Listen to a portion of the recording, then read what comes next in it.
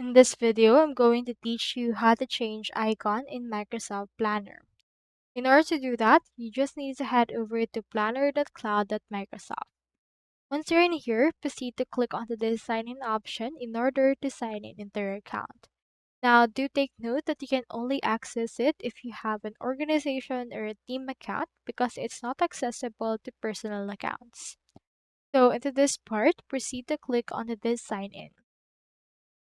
Now, here is my Microsoft Planner. In order to change the icon for this, what we can do is we can just select in here a specific plan. For example, let's choose in here the simple plan.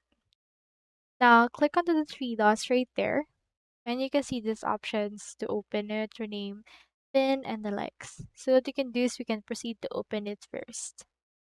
Once you have opened it, here it is right here. So what you can do is you can proceed to find the actual option right here to change it. Click on your drop down right here, click on the display details, and you can find right here the general option. So what you can do in this part is you can just change the background for this. This is because changing the background will also change the icon for it.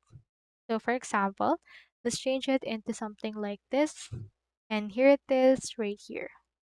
So let me modify it a bit, just like that. Now close it and head over right here to your plans, and then the icon should be changed right here.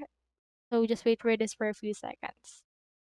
Now, do take note that we can also find it under the settings, and you can find our editor group logo in order to change the display pictures for that as well.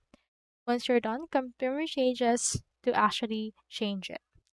So that's all there is today, and I hope this video helped you out.